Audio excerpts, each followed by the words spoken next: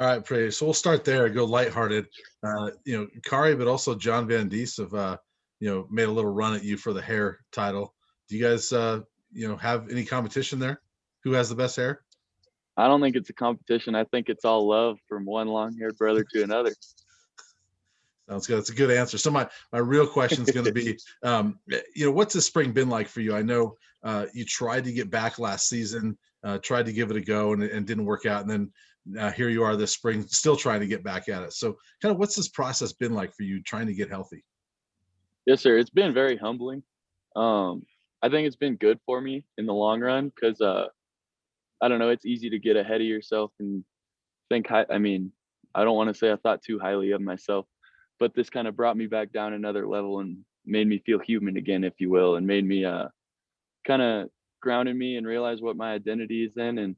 And I guess it kind of helped me realize like football isn't forever because it can start to feel like that every once in a while. Made me realize my identity is in Christ. It's not in football. So it kind of brought me back to where I needed to be, if you will. Henry Chisholm. Since you weren't able to participate in so many of the practices, there are 11 other tight ends who got more reps because of that. What have you seen from especially those younger guys so far this spring? I've seen some good things. They both showed flashes of greatness, but they've also both showed flashes of being young guys. So, it's been interesting seeing, like, I think Lewis, he's more of a blocker. Caleb, he's more of a kind of, I see a little bit of myself in him. He can do a little bit of everything, which is kind of fun. But it's been fun working with them. That's actually what I was just doing. That's why I came over here last. I was working with Lewis and Caleb, trying to help them out with their stances and some of the little details of their game. But they're coming around, so it's fun seeing progress.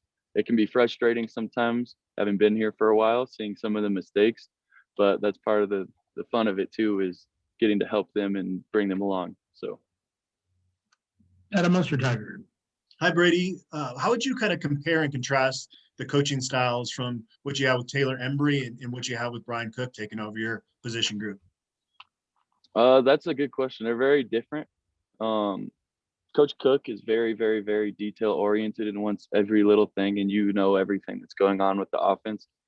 Where Coach Embry was more, he wanted you to know your assignment and not worry about too much of what's going on. So it's two very different things. It was interesting, nice being in both systems. I love both of them. So it's been valuable for me because, I mean, this is my fourth tight ends coach since I've been here. So I've learned a lot of different things, a lot of different techniques, gotten to piece together what I like myself. So it's been valuable, I would say. Justin Guerrero.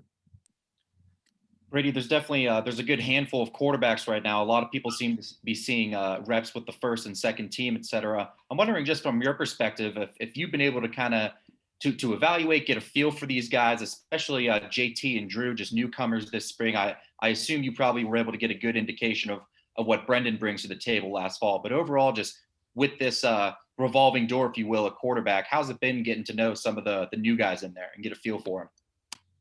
Oh, it's been fun. It's the biggest thing is building that chemistry. So I've tried to get to know each of them on a more, I don't know if intimate is the right word, intimate level though, because I mean, you want to be close with your quarterbacks. You want to know each other inside and out. So it's been fun watching them play and seeing them progress over the spring and seeing them take different steps because everybody, I mean, they all started in different places. Brendan haven't been in the offense last year. JT's a new guy. Drew's a new guy. He's a freshman. JT has some experience at the college level. So they're all kind of progressing at different rates, doing different things good from each other. But that's been one of the fun things too, is building that chemistry now that I am healthy and I can go work with them. It's been fun. So. And back to Brian Howell.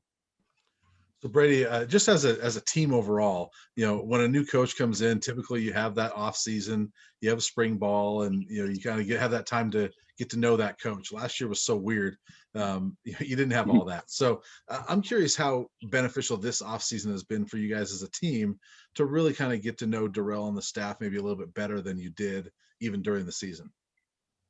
I think it's been very beneficial. We got a new strength coach this spring or this off season too. So we've had a lot of different things to adapt to and learn about our new system. Like we always have our spring workouts, obviously, but then on top of that, this year we had football school where we were learning every detail in and out of our offense and obviously the defense, learn about defense.